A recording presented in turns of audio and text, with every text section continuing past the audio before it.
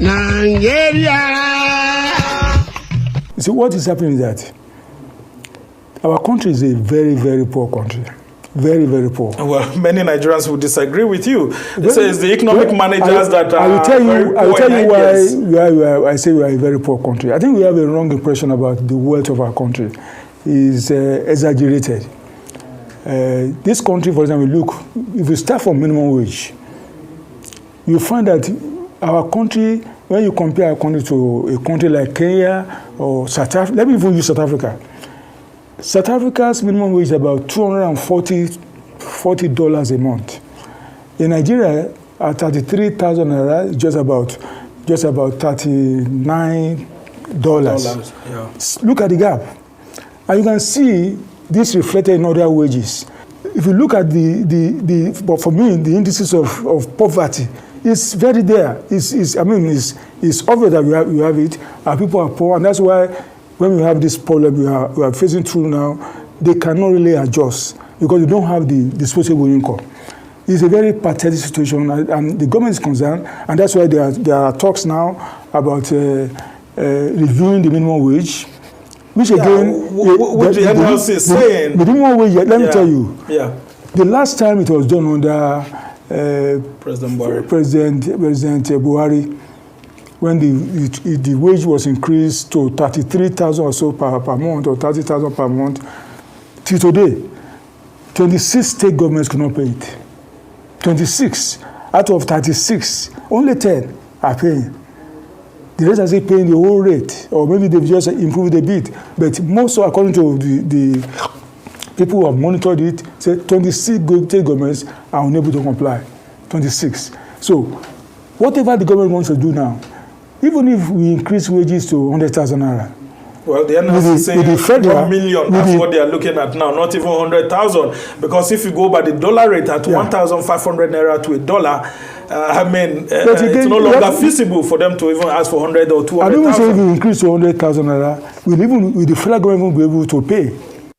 A very, very poor country that spends so much on wastages in governance, spending billions in renovating already tush departments for executives, buying expensive cars for the executives, legislatives, and judiciary arms of the government, when there are cars already in the fleet. Instead, we have a very, very bad leadership. I guess that's what he's trying to say. But also, government of the Federation, and they were demanding what, 1 billion naira to inaugurate that committee. And I guess the response from the presidency is that it's a mole from the PDP that leaked this memo. Is it about the leaked memo? Is that the question? Is it about the leaked memo, or is that not the most outrageous thing that you have ever heard? Riches.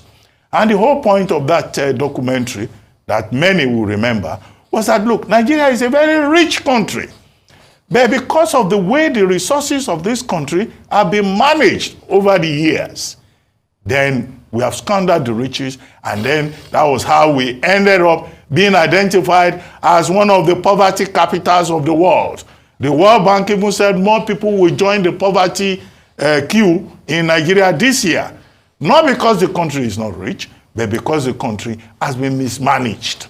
And the problem is one of leadership. Yeah. So that today, what is our GDP? What is in our foreign reserve? For us to hear that 500 million will be allocated for the committee, and the secretary to the government of the Federation had the temerity to ask for 1 billion for an assignment that will not take up to 1 month. 1 hour. Dr. Between four of us, we can finish that conversation. The president told them to work expeditiously so that we can have a new national minimum wage, which will go, the bill will go to the National Assembly, and the president will assent to it. Some people are asking for 1 billion. Some people are very bold in this country. So the president says it's 500 million. But you mentioned Ajero.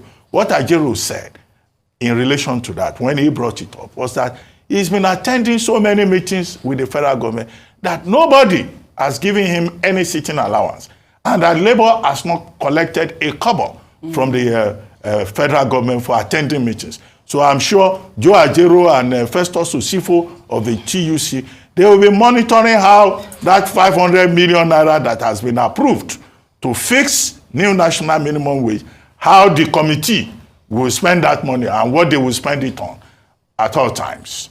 What we can ask for is transparency and accountability. Yeah. If you ask some people in government, they will say, well, for you to give more money, you have to spend money to get money.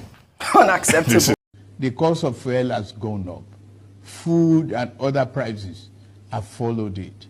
Households and businesses struggling. Things seem anxious and uncertain. I understand the hardship you face. I wish there were other ways, but there is not.